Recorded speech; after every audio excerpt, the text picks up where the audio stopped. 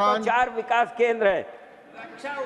Doctor Fauzia Khan, Sir, thank आप you बैठ very जाएं। much. धन्यवाद आप। I stand here, sir, to participate in the discussion on the Union Budget 24-25. 5 minute आपके लिए। Yes, sir. Sir, every citizen of this country has a right over a share in the budget. Because every rupee that the government spends comes from the pocket of every citizen. A balanced distribution of funds is therefore the minimum expectation from any budget. And therefore, budgets should not become political tools, no matter what the political compulsions are. We all know that Maharashtra is the highest revenue-giving state, sir. So Maharashtra certainly does not deserve to be neglected.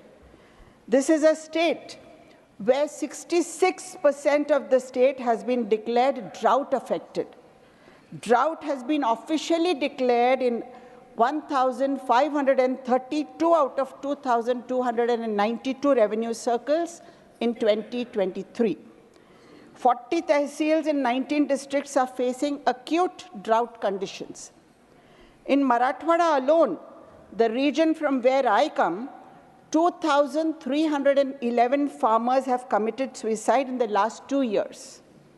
Sir, Andhra Pradesh के अमरावती में एक सपना साकार करने के लिए 15,000 करोड़ रुपए दिए जाते हैं और मेरे महाराष्ट्र के अमरावती में जहां पिछले 6 महीनों में 557 किसानों ने आत्महत्या की है, उस मराठवाड़ा विदर्भ के पूरे विभाग को केवल 600 करोड़ रुपए दिए जाते हैं सर, इरिगेशन के लिए, पानी के लिए, जो मेरे किसान भाइयों के जीने मरने का प्रश्न है। वहाँ जो प्यासा किसान भाई आकाश की ओर सर देखते देखते अपनी जान दे देता है, उसका इतना ही मोल है।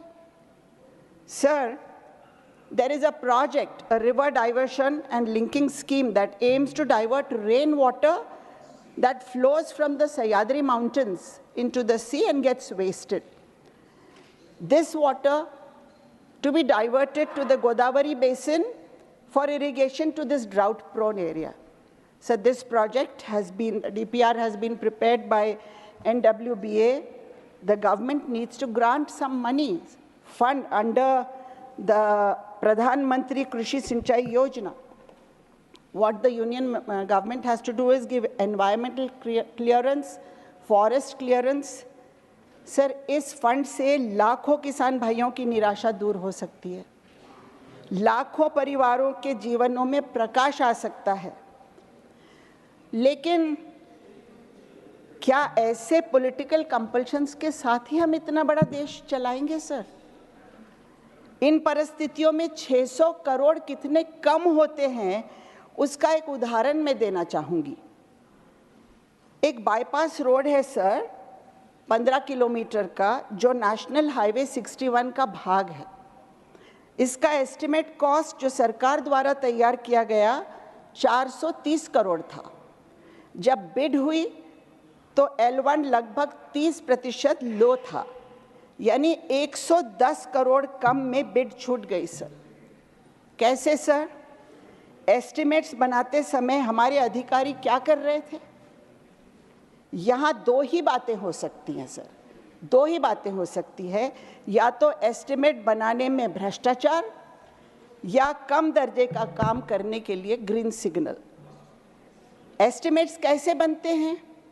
जब 110 करोड़ रुपए बच सकते हैं। हमारी इतनी बड़ी यंत्रणा है ऑफिशियल्स की, वो क्या करती है? सुना है स्टेट की एक एस्टिमेट कमेटी होती है। ये कमेटी नॉन फंक्शनल है या टूथलेस है? सर, क्या बड़े प्रोजेक्ट्स में एस्टिमेट्स एग्जामिन नहीं होने चाहिए? और ये तो एक उदाहरण है जो मैं दे रही हूँ।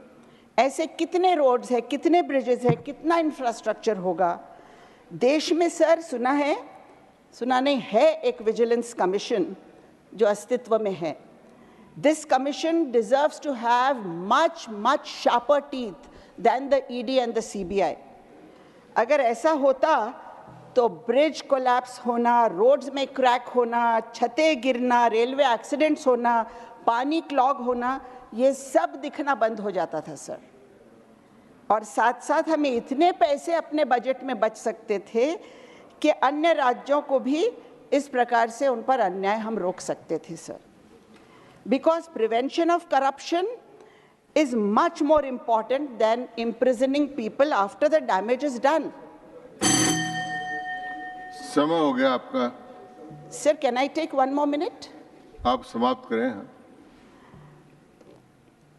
अगर एक 15 किलोमीटर रोड से सर 110 करोड़ बच रहे हैं तो 47,400 से कितने बचेंगे? अगर पैसे बचे तो किसान भाइयों को प्यासा क्यों रहना होगा sir? Allocation doesn't necessarily imply that funds are effectively benefiting the end user. If we focus on the principle of a penny saved is a penny gained, we can start looking at the budget through a different perspective. जी समाप्त करें। Obviously, sir, leakages must be stopped. Legitimized corruption must stop. And sir, if all these guidelines are followed, समाप्त हो गया माननीय सदस्य। thank you, sir. धन्यवाद। श्री अरुण सिंह जी।